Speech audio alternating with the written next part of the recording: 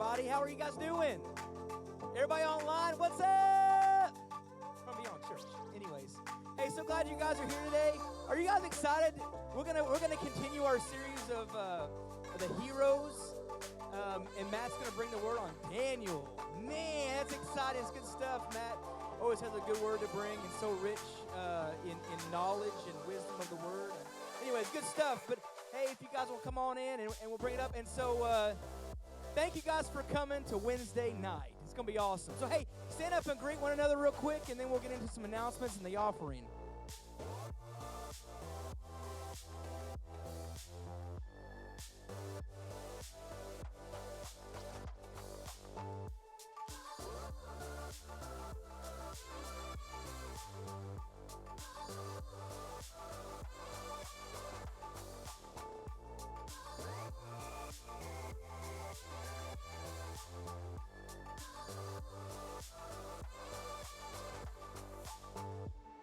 Man, you guys are a bunch of chatty Cathys tonight. This is great. Everybody's chatting. This is great. I love it. It's a good crowd on a Wednesday night. Hi, Lance. It's a good crowd on a Wednesday night. Hey, we're going to go over some announcements real quick. If you will throw up the first announcement. How many of you guys know what this weekend is? It's Easter! All about Easter bunnies and eggs, right? No, I'm just kidding. All about Jesus. And hey, it's an awesome opportunity. Be sure to go out there on our website and get the GIFs or gifts, however you want to pronounce it, and go start sending text messages and inviting people. You can also go online, just invite people to the Facebook page, things like that. This is an opportunity to reach people who normally wouldn't come to church. It's really awesome. I know I've invited several people, and it's a really good opportunity. So be sure to invite people. Next one we've got is water baptism. Yay! Sorry. You guys aren't really, come on, let's liven up, kids. Anyways, but hey, listen. This is awesome because right on the heels of people receiving Jesus this weekend, because they will receive Jesus this weekend, then they get to publicly the next Sunday declare it in front of everybody, people online and family members. So not only is this Sunday going to be packed, and it's going to be packed, I promise you. You might reserve your seat. I'm just kidding. But I'm telling you, the next Sunday, because of the impact that we're going to have on the kingdom of darkness, we're going to celebrate as a big, large church in the community, and people are going to get declare Jesus in front of everybody. It's going to be awesome. They're going to get dunked. And then the next one, if you want to put it up there real quick. And if you are one of those to be dunked, go out to the info center and sign up. We're online. Next one is Flourish. Oh, the women get their time. It's great. Yay. $5, and you guys are going to have treats. We have meat. Isn't that what Glennon said? It's great. It's great. No, I love this. I love this that our church provides opportunity for people to build community and have people that they can do life with. That's what we're here to do. We're not called to be Lone Rangers. If you went through the starting point, it said be aware of the Lone Ranger syndrome. Don't be out there by yourself. Anybody you can see on the African plains, the lions and all the cheetahs, they go after the gazelles that are by themselves. Is that true? Maybe you watched the Discovery Channel before. I don't know. But hey, this is true for us as a body of Christ. We were made to do life together, and if you think it's okay for you to be out on your own, it's not. The enemy is going to whomp on you, and that's not what we want. We want to do life together. We want to pray for you. We want to hold your hand throughout these situations and hold your arms up. And I'm being serious. I can't tell you the number of times I've been there, and many, many of you have been there for me and helped me and give me a word of encouragement. So I love you all. Thank you. And so I think the next thing we do is the offering. And so we're going to go. I have an offering message, and I had a scripture, and I gave it to them like just a moment ago. But as I was driving here, the Lord brought back to my remembrance a testimony about significant giving. Do y'all know what significant giving is? It's giving. It's an opportunity to give, not out of your abundance, but out of a heart for God, and you might not even have it. And my testimony is, back in the day, there was a tent revivalist named A.A. Allen. Y'all probably heard of this guy right before. Anyways, supernatural signs, miracles, and wonders was happening in this man's ministry. Some of the craziest testimonies I've ever heard came from A.A. Allen's ministry, okay? And so anyways, I'm going to make this story very short. There's lots of details to it, but to get to the point I'm trying to get to, I'm going to go jet through it. A woman, her child was born with no arms, no legs, with like 7 different, or no eyes, so many different issues, like 27 different ailments, okay? Baby wasn't going to live. But the baby's like, I think, 3 or 4 at this point. So, I mean, but still just nothing, just a body, nothing else, not even a full body. So she goes down to an A.A. Allen meeting, sees the things that are going on. She has no money. She has $15 is all she's got. And that $15, 5 of it's to get home, and $10 of it is to pay the doctor bills when she gets home, okay? And she's waiting till the very last day of the meetings for them to call her name so she can get prayed for. They used to hand out cards. And she's wondering when this is going to happen. In the very last meeting, A. Allen stops in the middle of his message and says, we're going to talk about sacrificial giving.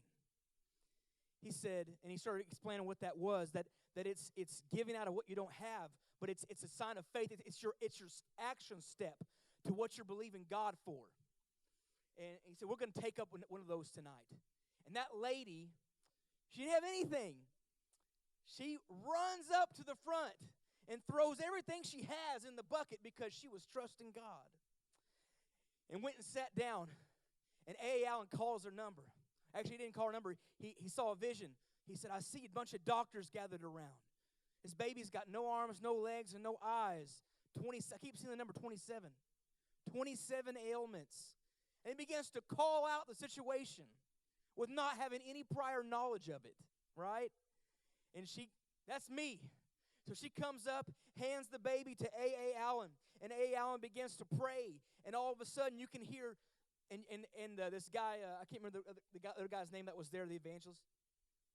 Shambach. Yeah, that's right. That was his last name. Shambach. But anyway, so he's watching the whole thing take place. He's like, I'm not missing this, because he knew about the situation. But anyways, so the baby's arms and legs begin to grow out and crack and pop, and they could hear it.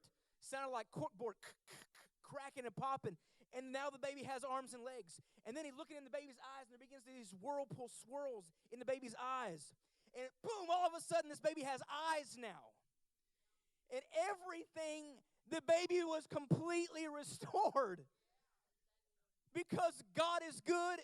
And she said, I'm going to extend my faith in the one who's able. Ran up there, threw everything she had no idea how she was going to get back and pay doctor bills, but she ain't got to pay doctor bills no more. And after that, a whole section of blind people got healed. And then people with wheelchairs got healed. And then a whole people on stretchers all got healed at the same time because somebody said, I'm going to believe God, and I'm going to throw everything I have. I got nothing except for this, and I'm going to give you all of it, Lord. And look what happens. So that's to encourage you guys. Giving is always a heart thing. It's not out of duty or responsibility, but it's like, I love God, and this is my step of faith. Something that I need a miracle in my life. I need something to change in my life. I don't have anything but this, but this is what I'm going to bring, God. I'm going to bring everything I got, and here it is. And you can do more with it than I can. Glory to God. Isn't that awesome? Man, let's just believe God.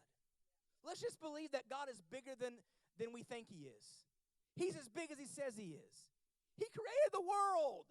Why can't He recreate a situation in your life? My goodness. Hallelujah. This is awesome. Hey, let's pray. And let's take up an offering.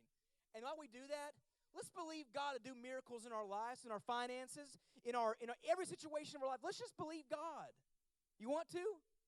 How many of you guys want to believe God for a situation tonight? All right, let's believe God. Father, thank you that you are well able.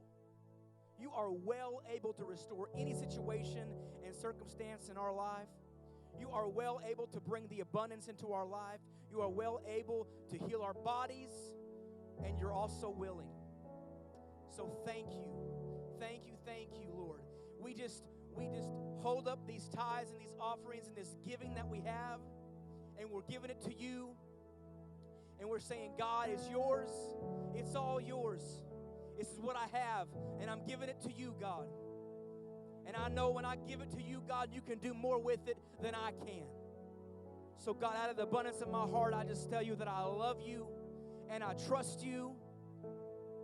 And I know that you're going to do something with my life. You're going to make something of it. You're going to transform it, and it's going to be a witness and a sign of your goodness and your glory in the earth. And lives are going to be changed forever, and people are going to come into the kingdom. Ha, ha, ha. Thank you, Lord. You are good and you're faithful. We bring it, we give it with a cheerful heart, and we love you. It's in Jesus' name we pray. Amen.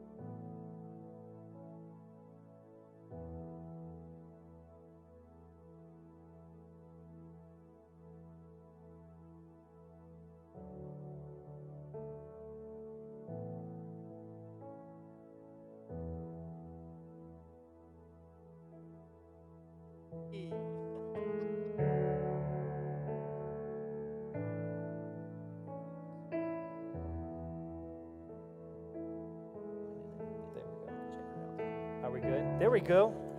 Thank you, Kyle. Kyle Morris is one of the most genuine human beings I have ever known in my life. And I'm serious. I'm not just saying that. If you're like, no one could be that happy, he is. All right. It's time. We're at Daniel. Okay. We're going to start off the right way, and we're going to go ahead and pray. Father, thank you so much for this opportunity to preach to your saints. I thank you, Lord, that you are the one who speaks through me. Holy Spirit, I give you complete permission. Whatever you want to say, it's all yours. This pulpit is yours. This church is yours. We want to hear from you, not from me. Any words from me need to be removed. We need the words from you only. And I give you permission to speak through me. In Jesus' name. Okay, and you guys all know I have a confession I make before I preach, so here we go. In the name of Jesus, every time I preach the gospel, blind eyes, deaf ears open, healing manifests, and revelation manifests. As Peter was, so am I. And when I preach the gospel, the words pierce the hearts and cause revelation. And this is an atmosphere of miracles. In Jesus' name, amen. Okay, I have a lot to get into tonight, okay? Daniel is not a short book, and it is one of the most detailed books in the Old Testament. So here's what I did. I timed everything out so that I know where I'm at and what I have time for. And so, because I want to hit everything, and so... anyways, and I tend to babble. And it's not by the way, just so you know, it's not a competition when you preach. Everyone has their own thing. But that message last week, that Landon preached on Esther, was amazing. So, not a competition, but it's going to be a hard one to beat, if it were a competition. Landon, you always come in with the hat on. I feel like you're kind of like Jason Bourne of pastors, though. You know, like, it's like, doesn't want anyone to see him, but he's kind of snuck in the back, but it's like he could throw down a scripture or two. All right. Let's talk about Daniel. So I need to lay some groundwork, and I have 10 minutes to do it because it's on here. It says I have 10 minutes to do it. And so we need to lay some groundwork, okay? We're going to get into a few different things tonight. So this is a 4-part message tonight. First part, we're going to talk about history. So for those of you who like history, we're going to cover some because we have to. We're actually going to do some math. Yeah. Oh, yeah. And it's going to get real. Yes. Strong math and history. You love that, right, Mona? Don't worry. There won't be a test.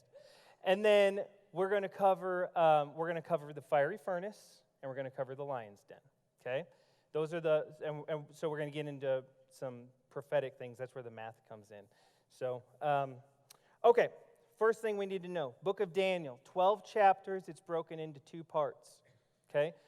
The second half of the book, from chapters 7 to 12, are all, think of them as an appendix in a book. Okay? It is the visions. All of the visions he had that he interpreted through the course of his life are chapters 7 through 12. Okay? Chapters 1 through 6 read like a story. Okay? And those are Babylonian captivity is chapter 1. Chapter 2 is him interpreting the dream for Nebuchadnezzar. Chapter 3 is the fiery furnace. Chapter 4 is Nebuchadnezzar actually wrote that chapter, so it was actually written by a non-believer. So there is a book in the Bible written by a non-believer. Nebuchadnezzar wrote chapter 4, and that was his humbling by the Lord. Chapter 5 is the Persian takeover of Babylon, and chapter 6 is the lion's den. And then you have the visions, which we're going to get into Daniel 9 for our vision tonight, because it's very important. Next thing you need to know, very important. So these things might sound, I'm not trying to get too into like details on some of these because we don't have time to get into a whole lot of details. I could do 4 weeks on Daniel, I'm telling you. But I have to get into some of this. So the Bible that we read is not, so it's broken up into a few different parts. We know there's New Testament, Old Testament. But what you need to know is how we even got the Bible. Very important in order to understand why Daniel's so relevant. There is a huge misconception, angers me, it really angers me, okay? I don't know the adjective, the word, or adverb, whatever the word is. And so there is a movie, and some of you have probably heard of it, Da Vinci Code, that teaches things that are absolutely wrong, okay? They teach things like the Bible was all written together by a council in they say it was like 70 or 70-something AD, that there was a council that assembled and wrote all the Bible, okay? This is garbage. It's not true, okay? And here's why. So the book of Daniel has some prophecies, and we're going to get into one of them specifically tonight that is mind-blowing. But you need to appreciate how we got Daniel. In 300 BC, Ptolemy Philadelphus, he was the ruler of basically the Greek Empire, split into 4 parts. We won't get into that. But the southern part, Ptolemy Philadelphus, took over and translated the text from Hebrew to Greek. It's called the Septuagint translation. So if you ever hear the term Septuagint translation, it's because 70 people did it. Septuagint is a word for 70, okay? So 300 BC, very important. That is when we can date Daniel back. Because no matter what happened before, because there's people who argue, Daniel was written later, whatever, it doesn't matter. 300 BC, we have Daniel, because it's in the Septuagint translation, and we have the copies of the original translation. So we know that it cannot be dated further than 300 BC. That's important because, and I'm going to cover that, so just keep that in the back of your mind. Who are my note takers in here? Anyone yeah, okay. You're going to be hopefully taking notes. I'm going to give you some resources so you can do study on your own as we go, okay? Because I just don't have time to cover everything that I want to hit. Okay.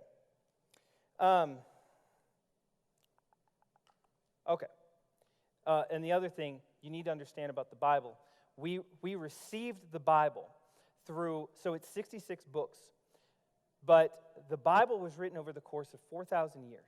There were over 40 different authors on 3 different continents, okay?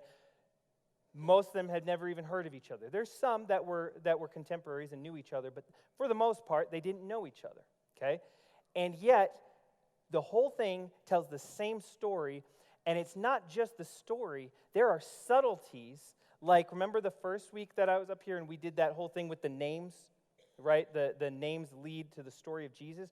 Well, we get those names through multiple different books from people over 4,000 years that didn't even know each other, right? So how do you line that kind of thing? You know what I mean? It's just amazing how we get the Bible. Tons of that. So it's not just unified in the story it tells. It's unified even in those subtle details that seem almost impossible. I just spit. That was almost a spit parachute. Remember that one? That was hilarious. I was listening to that today in my office, your message. Oh my gosh, I was laughing out loud alone in my office. Okay, so let's talk about, we're going to get to the whiteboard at the end. That'll be our math segment because we have to use it for math. We're going to talk about history first, okay? So let's talk first about Babylonian history. I told you in the first week that I was up here when we did Abraham that the story of the Bible could be summed up as a tale of 2 cities, right? Babylon and Jerusalem, okay? They both start from the same place.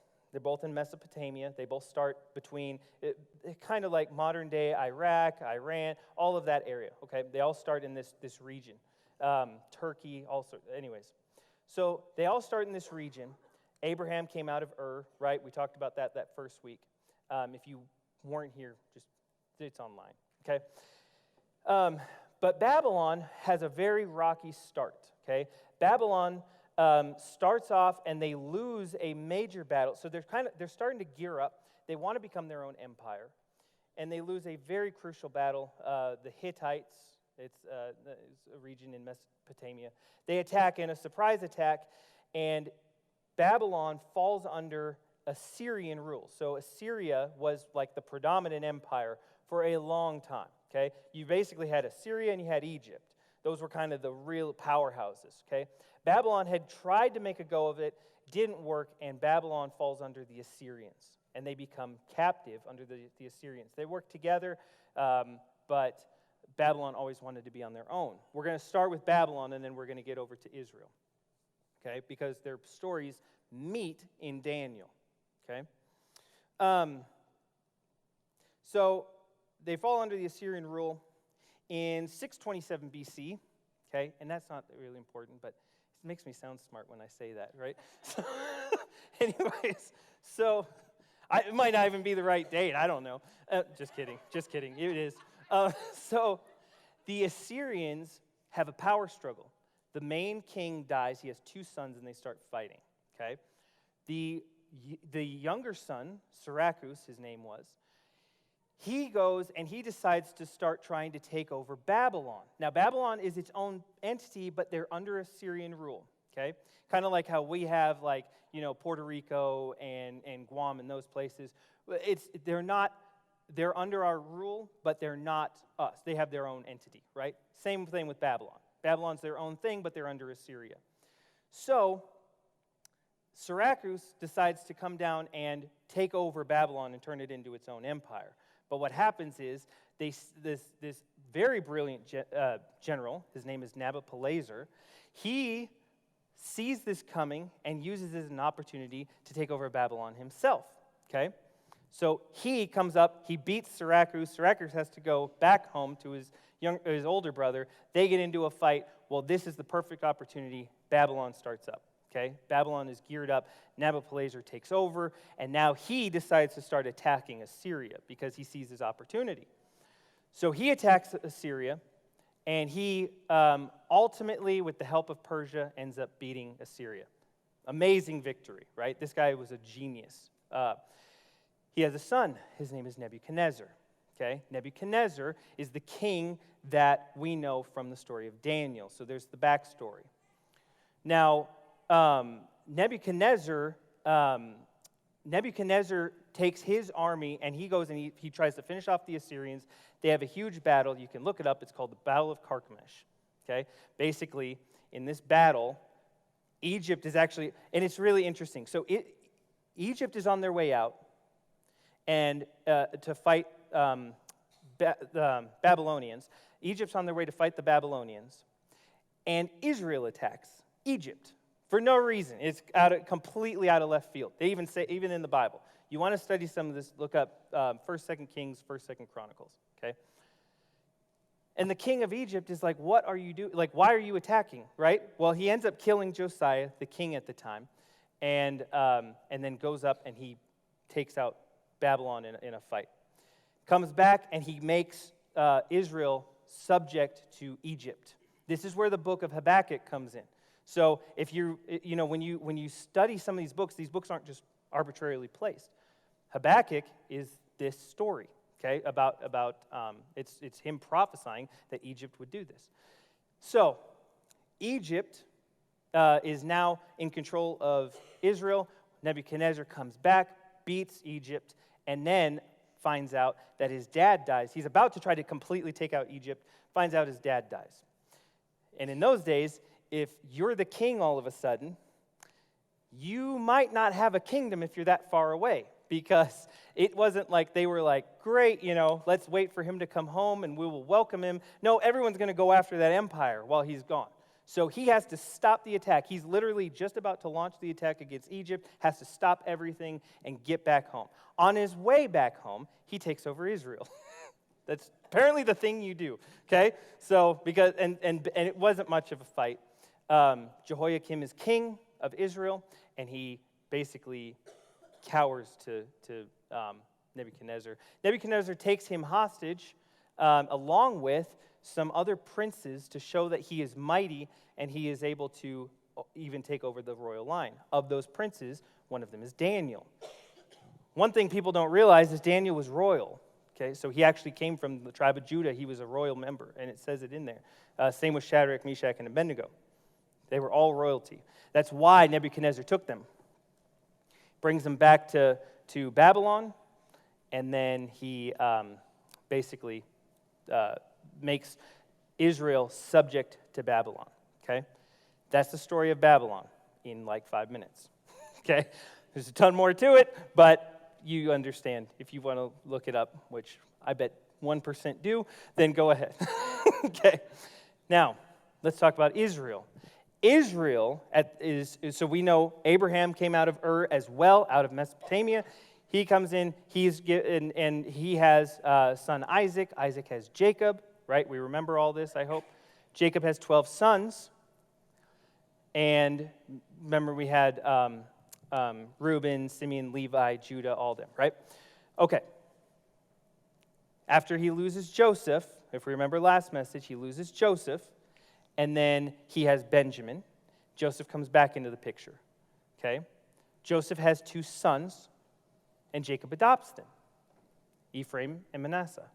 Those are the 15 people. So there's actually technically 14 tribes of Israel. But anyways, it's not really relevant. But so the book of Joshua is about them taking the promised land. God gave them the promised land, but they didn't have it yet, okay? So they go in to take the promised land. Joshua is about the battles that they fight in order to take over the land of Canaan and enter the promised land. Then they distribute them into the 12 tribes, and that's how you had Israel technically kind of today in a sense, okay? That's where, so Joshua's where all of this forms. Now, they have a king Saul. I'm trying to go through this fast. I'm sorry. We're going to get into points where it'll slow down a little bit, but I have to get through some of these things to get this, okay? So just bear with me if this is a little too fast, okay? Saul becomes king because of a frustration that the Israelites have about the Ark of the Covenant. They end up losing a battle. They get really frustrated. They say, we don't want God to be in charge of this country. We don't want it to be just God. We want to talk to a king just like everybody else does. Bad choice, by the way, when you decide that you want to do everything that the world does, doesn't work, okay? Especially, we don't operate that way. It's just not who we are, okay? And you have to just realize that. If you're a Christian, you're different. And that's good. That's an okay thing, okay? And so we need to embrace that a little more than we really do. I'm going to hit on that one a little bit more because the Lord's telling me to say something else. So one of the things we have to be careful of is that we don't try to be too relevant to the point where we don't show them what God can do. That's one of the things that I think can plague a Christian if they're not careful, is that they want to be relevant and they want to be relatable, right? But what happens is we end up trying to become like the world, and we don't shine because we're hiding that light on the inside of us, and we're showing people a darkness instead of a light. You don't show the darkness, you show the light. If people are already in the darkness, they don't want the darkness, right? So, and this was true for me. So I was an atheist, and for me, it was very important. There was a pastor, and he's still a pastor up at Living Word, which is the church where a lot of us came from, that moved from Minnesota. And his name is Jim Hammond, okay? And he was the first Christian I'd seen that was like, he was a powerful, well, you know, he coached you, didn't he? Yeah, he's an intense guy, but he's a powerful Christian. Just, he's the real deal, okay? And I've never seen that before. And when I saw that, I was like, all right, I can get on board with this. Because this is, he's like an ex-Marine guy. I mean, he's awesome. There's a lot of fun Pastor Jim stories, but we won't do that right now. But he's a cool guy. So, anyways, don't be afraid to shine. Anyways, so they want a king, and God gives them Saul. Things don't work out with Saul, if you've read that story at all. He's not a good king. David replaces him. Now, David has unified all of Israel. There's a lot of division in Israel. David unifies it. Then Solomon is born, and Solomon has a kingdom of peace, but then he has 2 sons, and they don't see eye to eye, and neither does the nation of Israel, and they split. There's a northern kingdom and then Judah, which is the southern kingdom.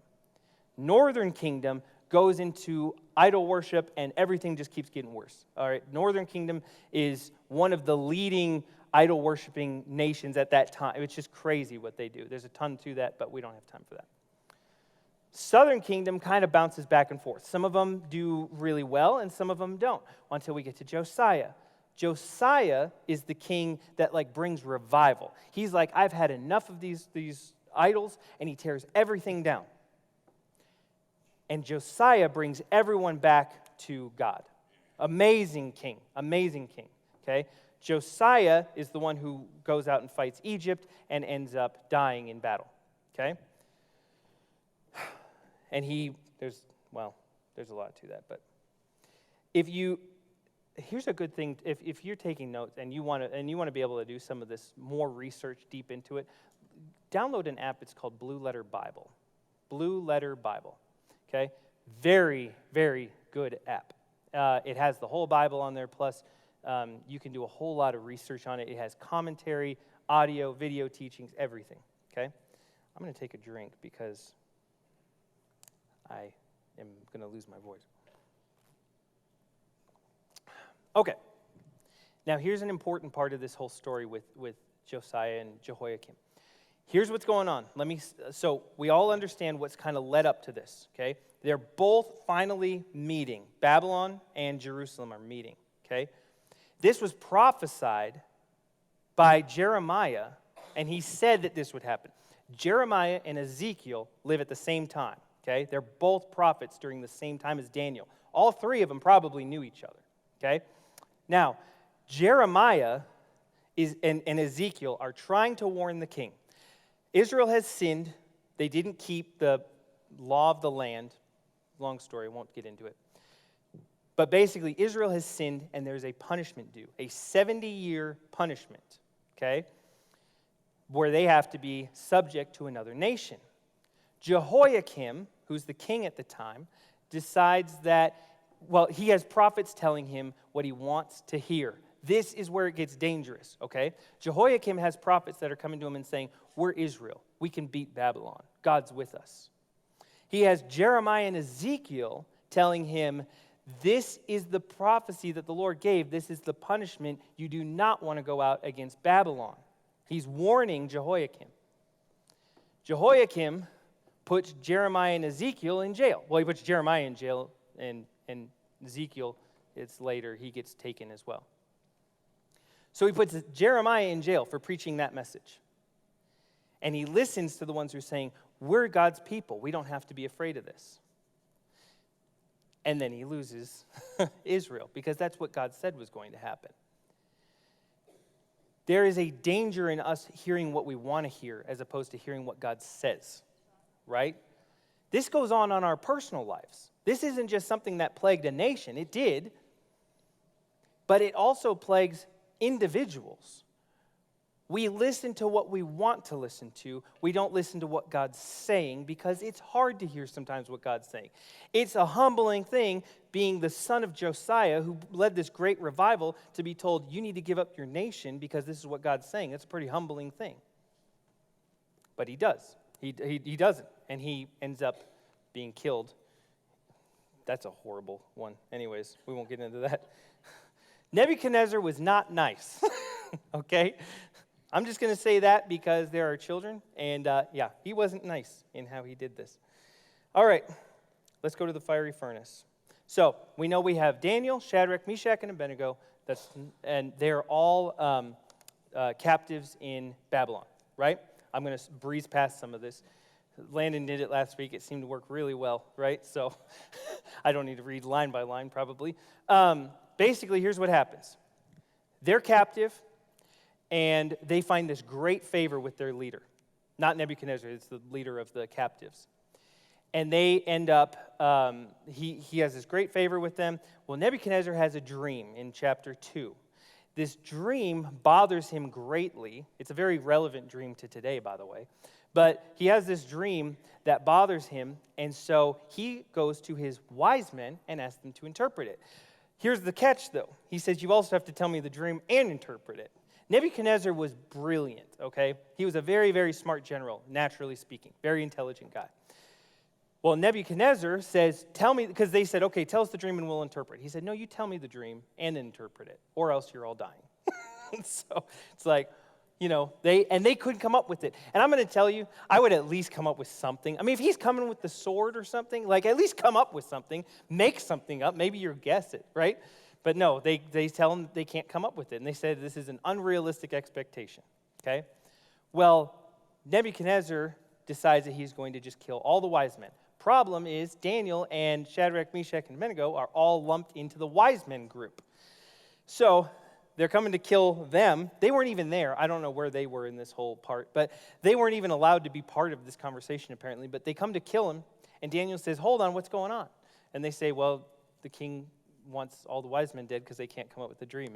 And Daniel says, give us some time, we'll come up with it. And so they pray, God gives them the dream, they bring it to Nebuchadnezzar, it's exactly the dream and the interpretation.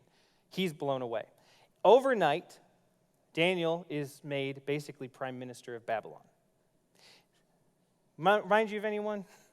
Right? Joseph and him are very similar. Amazing similarities. Both risen to prime minister through dream interpretation. Both highly favored by an evil king. Just interesting stories. Both slaves. And so, so he's so they're made rulers in Babylon. Now the next chapter we go into, which is chapter 3. So let's go into Daniel 3. And let's go ahead and actually get some scripture under our belt here.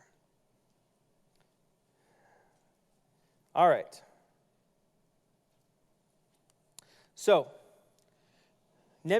chapter 1, or verse 1, sorry. Chapter 3, verse 1. Nebuchadnezzar, the king, made an image of gold whose height, it was tall, okay?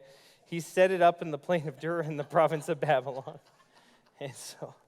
And King Nebuchadnezzar sent word to gather together a lot of people and the officials of all the provinces to come to the dedication of the image of the king. So he makes an image of himself, okay? Here's what's kind of going on. It's implied, we don't know for sure, but we assume based off history, there was an uprising that took place Okay, about 10 years into the captivity of Israel, there was an uprising that we know about from some things we found in archaeology, and we assume that this was a response to that. He's probably fed up. He put down the uprising, but we think that that's kind of what leads into this, okay?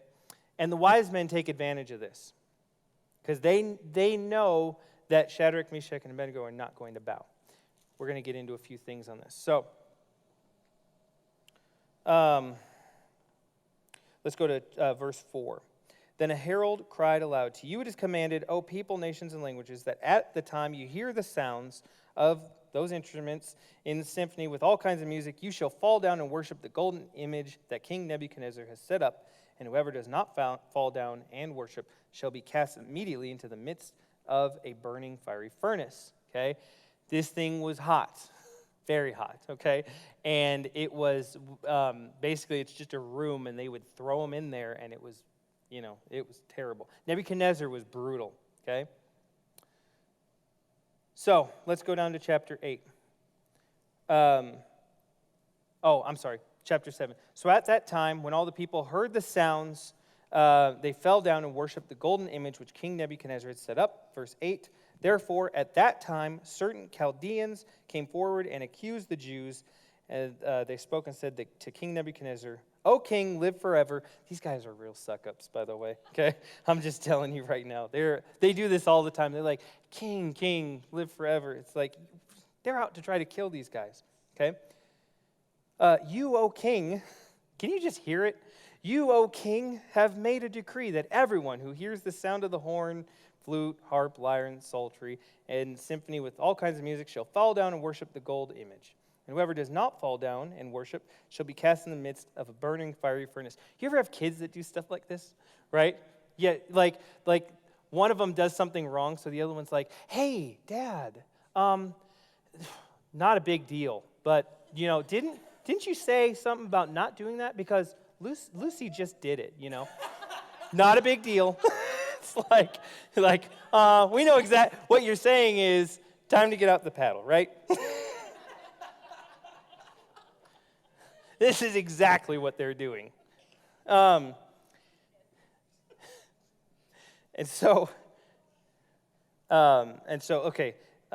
have not paid regard to you. They do not serve your gods or worship the gold image which you have set up. Then Nebuchadnezzar, in rage and fury, gave the command to bring Shadrach, Meshach, and Abednego. So they brought these men before the king, and Nebuchadnezzar spoke to them.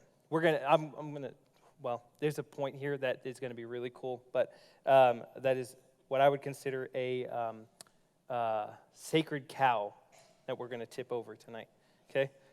It's good, though. It's not, mean. Anyways, is it true, Shadrach, Meshach, and Abednego, that you do not serve my gods or worship the gold image which I have set up? Now, if you are ready, at the time you hear the sound, in symphony with all kinds of music, and you fall down and worship the image which I have made, good. But if you do not worship, you shall be cast immediately into the midst of a burning fiery furnace. And who is the God who will deliver you from my hands? You know what? This is interesting. Nebuchadnezzar is a really aggressive guy, filled with rage kind of person, horrible to people, right?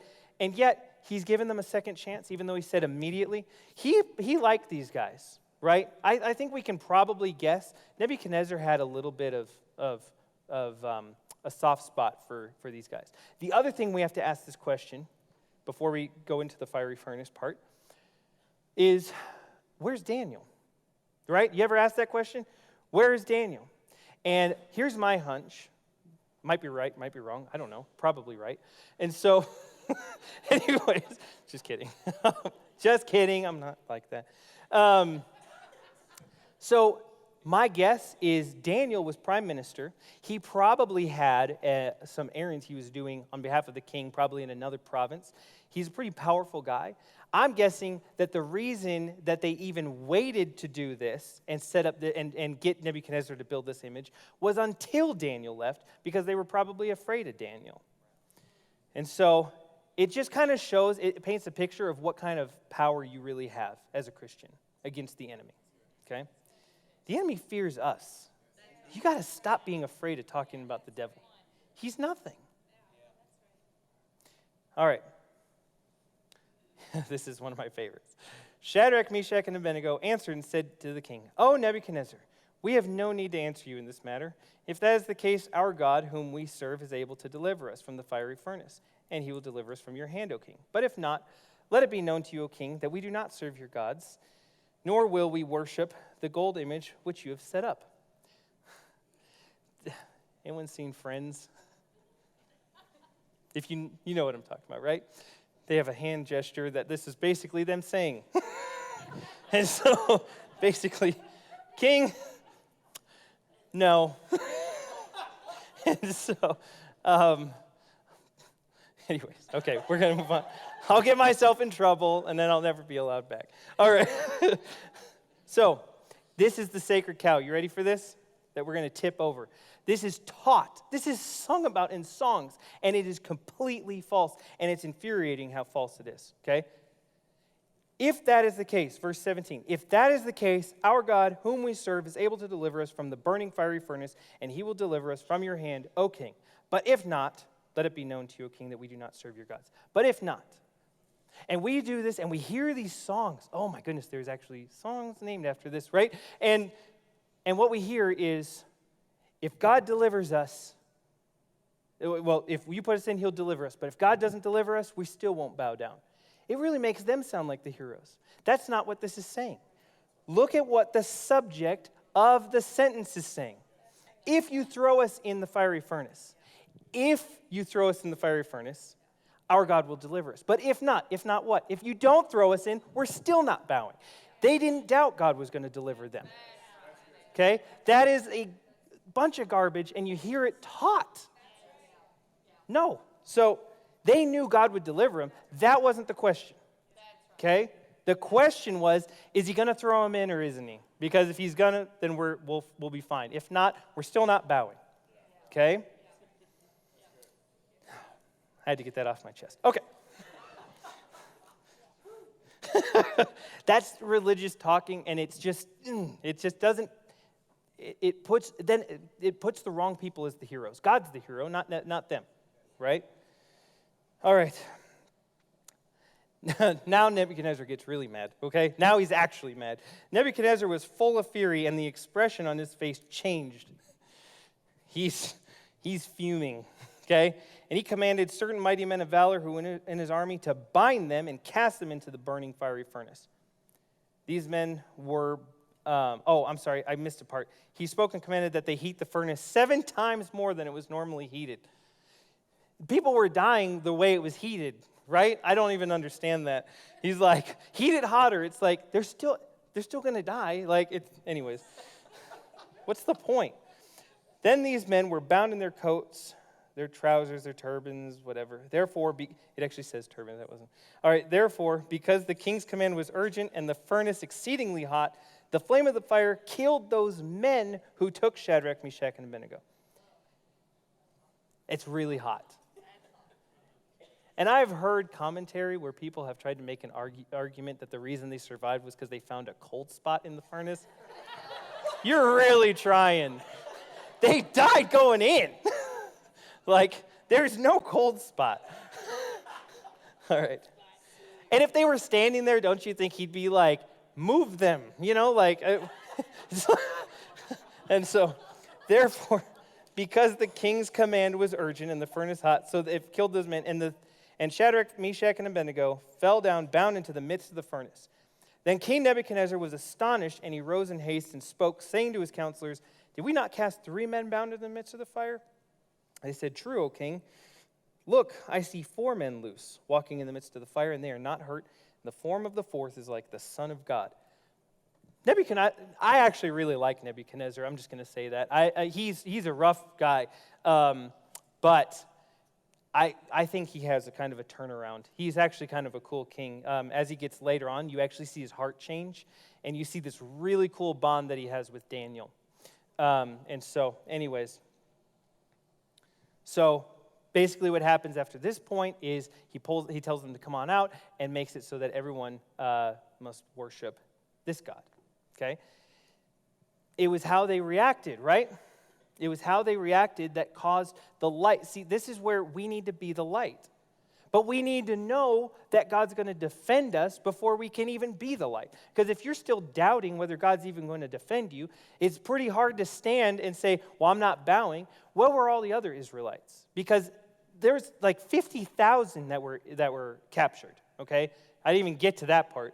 There's like 50,000 of them, if not more. They're all bowing, except 3, because he only throws 3. So, all the rest are bowing. So you've got 3 that won't bow, and 1 that is so strong that the evil has to wait till he's gone till they do anything. But unfortunately, that wasn't the majority. It can be. It doesn't have to be this way. You just need to believe it. Let's go to 6. Daniel 6. Let's talk about Daniel in the lion's den. I'm doing okay on time. We're going to kind of go through this one a little faster. Persia takes over Babylon. That's a cool story. I won't tell you. If you want to know, I'll tell you later, but it's really funny.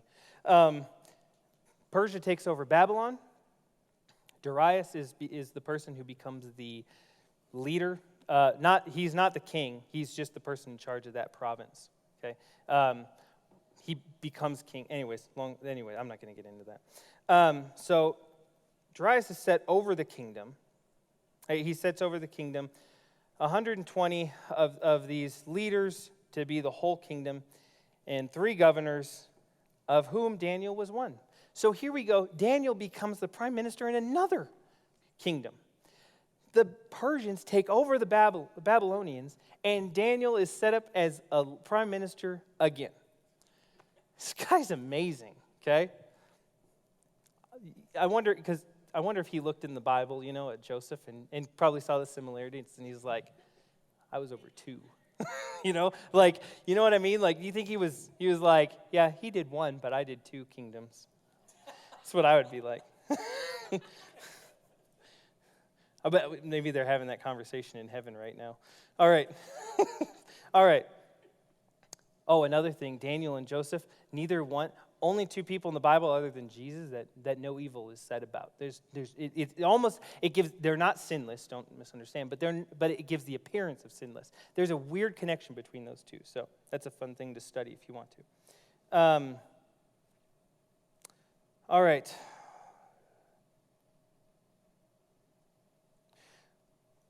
Let's go down to Daniel 6, verse 6. So these governors thronged before the king and said to him, King Darius, live forever. Here we go, right? Again, Daniel is rubbing people the wrong way because he is who he is, okay? Another side lesson there. You're not going to be friends with everybody. Not everyone's going to like you, okay? If you are walking in the light, sometimes it's going to rub people the wrong way. It doesn't mean we try to rub people the wrong way, but we don't hide the light just because it bothers people, okay? We still need to stand for what's the truth, regardless. We don't ignore Jesus so that we don't offend people, okay? And Daniel did. He bothered people a lot. And all he was doing was praying. Well, and actually, he's placed as the head of the wise men. Now, the wise men were seen as they were like the soothsayers. It's actually an evil group, but Daniel is put in charge of it. The interesting thing is, just like in Israel, the priests all had to come through the tribe of Levi. It was hereditary. Okay, you couldn't be a priest in Israel unless you came from the tribe of Levi. This group is the exact same. They have very similar, and so for them it's the Medes. And you've heard Medes and Persians. The Medes were a priestly group, and it was hereditary. The problem was Darius put Daniel in charge of them, a Jew. He's not a Mede. It did not sit well, okay, because they tried to get him eaten by a lion. Okay, so here we go again. King Darius lived forever. All the governors, and listen to that terminology, all the governors of the kingdom, the administrators, counselors, advisors, have consulted together to establish a royal statute and make a firm decree that whoever petitions any god or man for 30 days, except you, O king, shall be cast into the lion's den.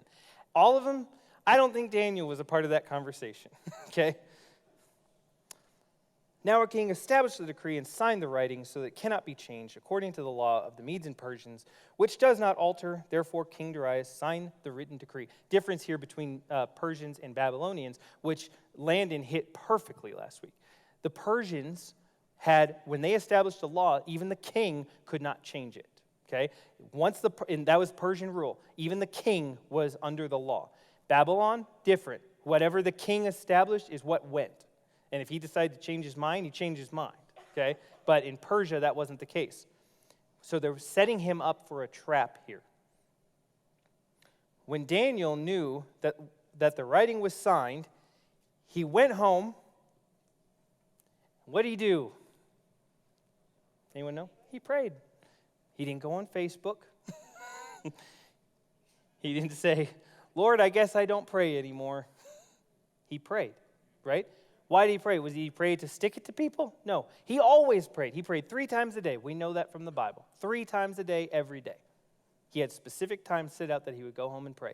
They knew he would do this, so they trapped him. All right.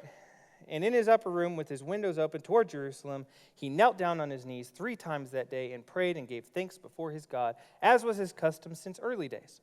Then these men assembled and found Daniel praying and making supplication before his God, and they went before the king and spoke concerning the king's decree. Here we go again, right? Have you not signed a decree that every man who petitions any god or man within 30 days, except you, O king, shall be cast into the lion's den? The king answered and said, that thing is true. So they said, that Daniel, who is one of the captives from Judah, does not show due regard to you, for you, O king, or for the decree that you have signed, but makes his petitions 3 times a day. So the king, this time the king isn't mad. This time the king is actually pretty heartbroken. He loves Daniel, okay? Daniel had this amazing way with these kings, Nebuchadnezzar and Darius. They both really loved Daniel. This one, however, he was distraught. And I'm going to paraphrase because I really want to hit this last point, and I have less than 20 minutes left. And the last one's going to take a few minutes. So the king spends all night trying to find a way to get Daniel out of this. But unfortunately, he can't, and so he tells him to petition his God. Darius is actually telling Daniel, go make sure you petition your God. I am hoping that your God will deliver you. Okay? Sometimes you'll make friends with the world, and sometimes you won't, right? This one, Daniel had the chance to change. So, he gets thrown into the lion's den. Darius can't sleep all night. First thing in the morning, he goes to the lion's den and rolls away the stone and says, Daniel, could you God save you? And he said, he could.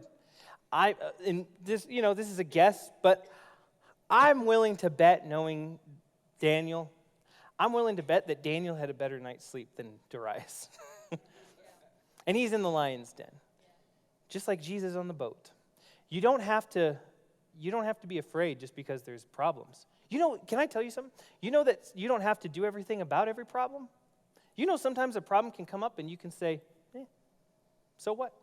It's going to pass. That's what Jesus did. You realize that story of Jesus on the boat would have never been in the Bible? If the disciples would have been walking in faith, we wouldn't have known anything about it. He was never going to wake up. That wasn't his plan. He was going to sleep from beginning to end. It's in the Bible because the disciples were out of faith. So we can have that kind of faith. That's faith. Hebrews says that faith rests. It labors to rest. The work that you are to do as a Christian is rest. That is your work. And it's hard sometimes, but you have to do it because faith rests. So, Daniel, I'm willing to bet money Daniel was probably slept in the lion's den. If Jesus slept on the boat, I'm willing to bet Daniel slept in the lion's den. Okay. And what ends up happening is the same exact thing that happens, and this is just to give you an insight on some of the commentaries that are out there. Some people say, like, maybe these were old lions that weren't hungry. Okay, listen, I'm serious. This is real commentary that people try to come up, because they're trying to excuse, like, certain things. There are people who think the Bible is allegorical. So they think that everything is metaphors. So Noah's Ark was a metaphor. And then you have other people who believe that the Bible was completely literal. Okay? Both are kind of dangerous because allegorical, obviously, we believe that Noah actually happened, right? Daniel actually went into a lion's den. If you believe that every word is literal and there's no such thing as metaphors, then you have to believe like God has feathers because Psalm 91 says under your feathers, right? We know that there are phrases that, that of the Bible that are not literal, but the stories are absolutely literal, and they absolutely happened. So, anyways, so what I would recommend, take the Bible seriously, okay? Whatever it says, it means. All right, so anyways, and the whole thing's disproven anyways because now he throws the wise men into the lion's den, and before they even hit the ground, they're all devoured. Them, their wives, and children. They sound like hungry lions to me, okay? They were probably hungry because they're staring at Daniel and they can't eat him. All right, we have 15 minutes. Are you ready for some math? If you didn't like the history, you're not going to like this. Okay. We have to get through this. This is the most amazing thing. Stay with me, please, okay? Even if you don't like math, just please push through, okay? This is like this one scripture in many theologians, in their opinion, a lot of theologians would argue that this is the best phrase or the best scripture in the whole Bible, okay? But you have to understand it. Remember last time I said that you have to think like a Hebrew. You have to think like a Jewish mind because some of these things come from the Jews, okay? I'm not going to have time to back everything up, but I can if you want me to later, okay? So we're going to go into Daniel 9 where he has a vision. He's praying, okay? He's praying and he's asking God for forgiveness, and he did nothing wrong actually, but he's asking God for forgiveness. You know what? Let's back up. Let me back up. Go to Zechariah 9:9. We got to lay 3 minutes of groundwork. Okay. Zechariah 9:9. Okay. This is a very famous verse that the Jews would have known that speaks about the Messiah. Okay. Zechariah 9:9. Rejoice greatly, O daughter of Zion. Shout, O daughter of Jerusalem. Behold, your king is coming to you. He is just and having salvation, lowly and riding on a donkey. Okay? We know that happened, right? We know that verse? Okay. Let's go. Just keep this in your mind, okay? I know I'm jumping fast. I have a short time, and I really want you to get this. This is important, okay? Because this verse, when the disciples came to Jesus and asked what is going to happen in the last days, Jesus said, you need to understand Daniel 9, okay? He didn't use those terms, but he points to this scripture. He says, you need to know Daniel 9. If you know nothing else, the whole key to all prophecies comes from Daniel 9, okay? Very important verse, but you have to know your research, okay? So let's go to, so that was that Psalm 118. Where am I? Psalm 118, verse 24. Okay, just keep that Zechariah one in the back of your head and keep this one in the back of your head because they're going to be relevant in just a minute. But you need to know them first. Okay? This is a psalm of deliverance about the Messiah. Okay? A known scripture in these days about the Messiah. Okay?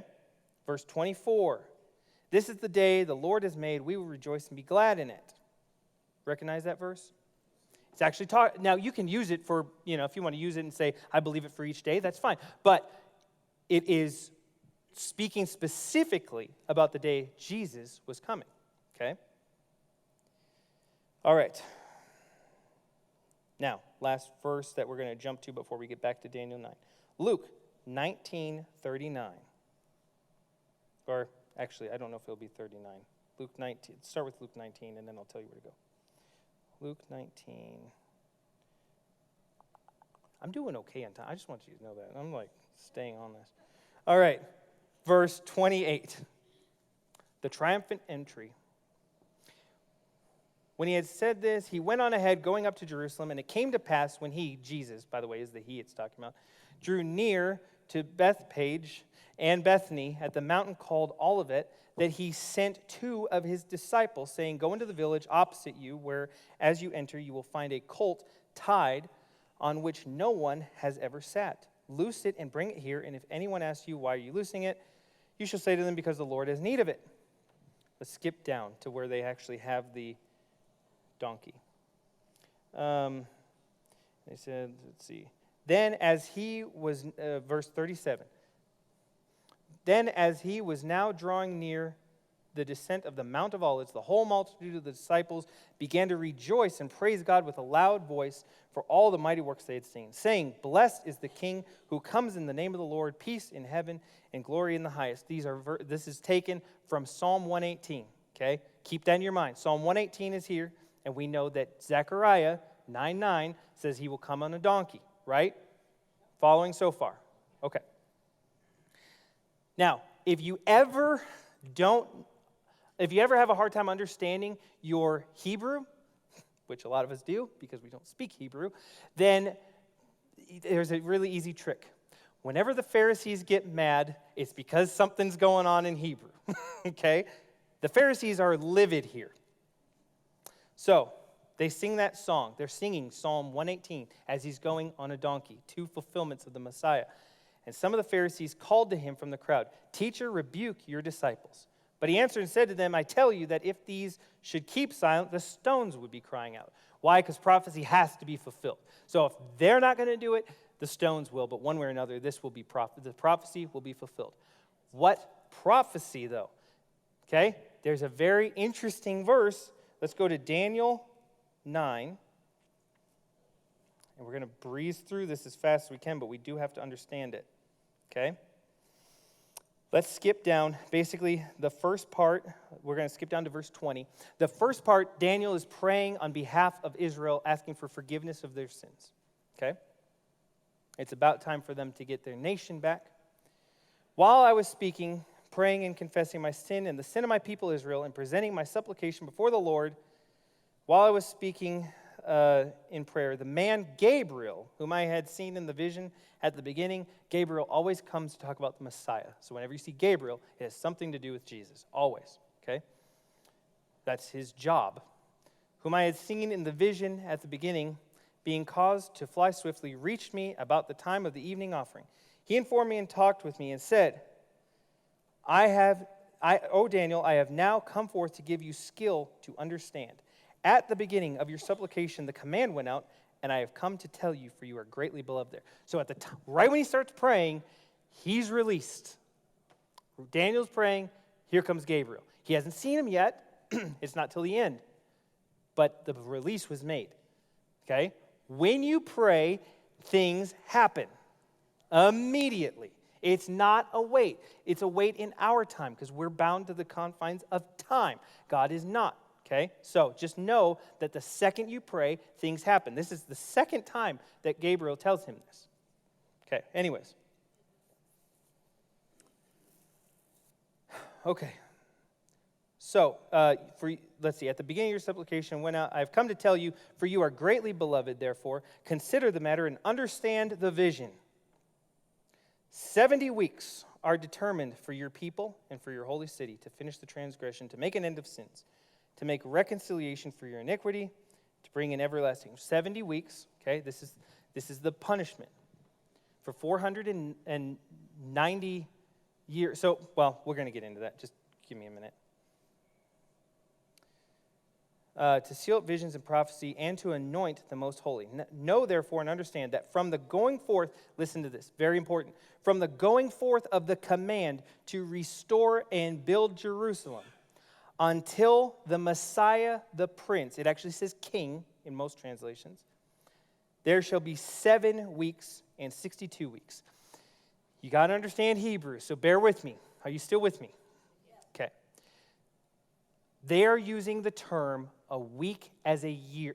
It's weeks of years. It's weird, I know, but it basically means 7 years. There's weeks of days, weeks of months, weeks of years. This is weeks of years. Okay, so whenever he says a week, he's talking about a 7-year period. Okay? You with me? Okay. I'm trying to go fast here, and this is a complicated prophecy, but it's important. Okay? So, from the time the commandment goes forth to build Jerusalem until the Messiah, the King, arrives, is 7 weeks and 62 weeks. Why is it like that? I don't know, because they're weird. But 69 weeks, okay? So 69 weeks of years following so far, okay? Which comes to, I believe it's 4, I have all the math here. I'm going to show you, okay? We'll get to that. Just follow along with me. So, he tells him, let's see where we're going. So there's 7-year periods, weeks of years. There's going to be a command to rebuild Jerusalem. He's giving him specific timelines. He says the command from the time that's done, there'll be 70 weeks of year or 69 weeks of years, and then the Messiah, the King, will come in. Now, when we have to ask ourselves, this is where history comes in. When was the command? Do I want to do the board? Can you guys follow along without the board? Because I hate writing, and this is going to take longer if I write.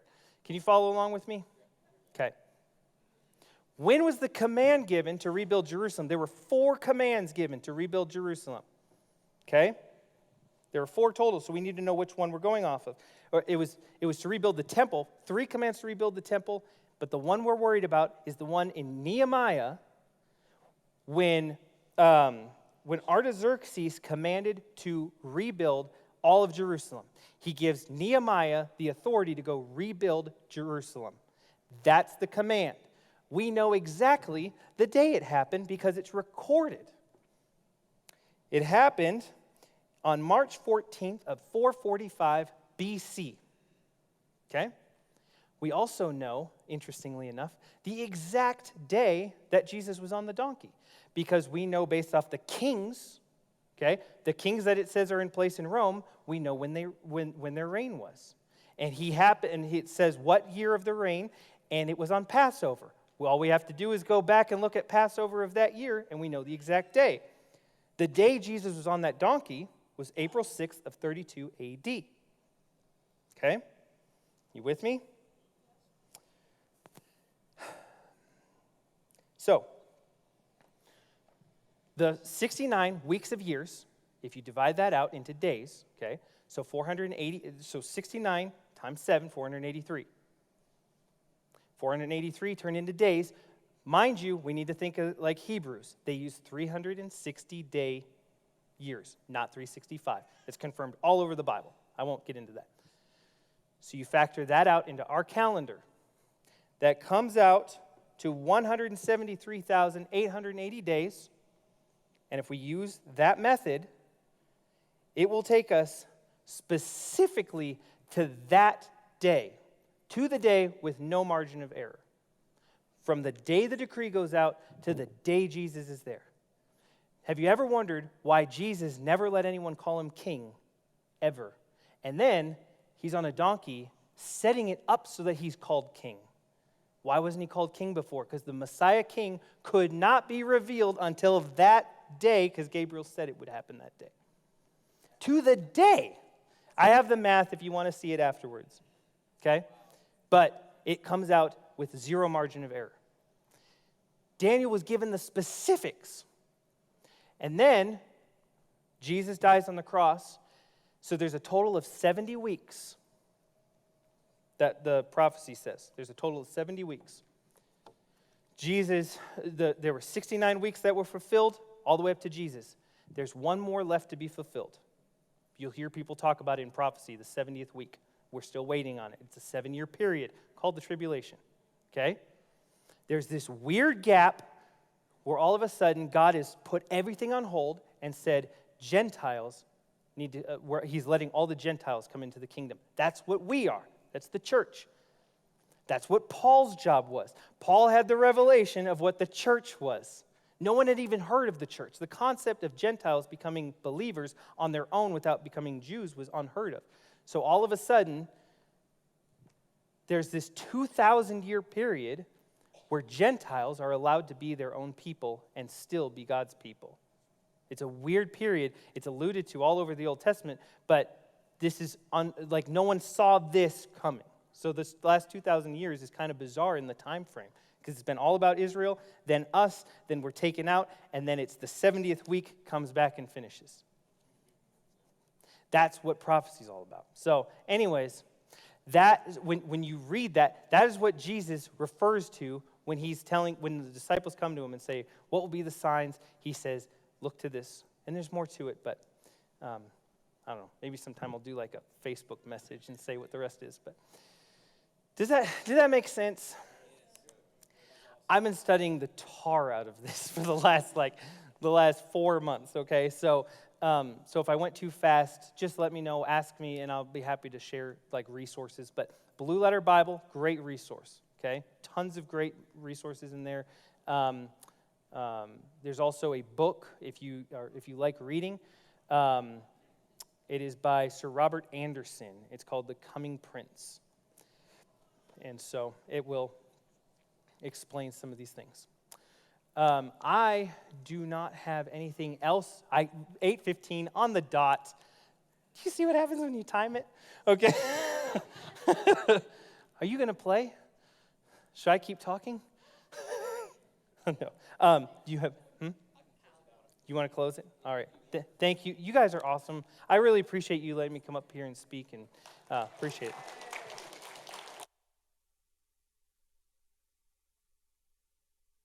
Wasn't that awesome? Don't you just love people that are like so gifted and passionate about things like that? I just rather let him do the research and we listen. Is that weird? Anyways, what an awesome night. We love it. We just love the gifts, and we love the people in the body. You guys bring such a diversity and such great things in the body. So thank you for bringing your supply, for being a part of this particular body, and we just love every bit of you guys. We're going to close it up.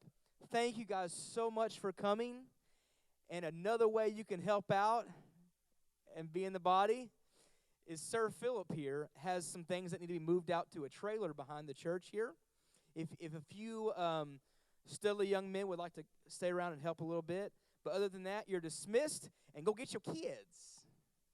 And see you on Easter and invite lots of people.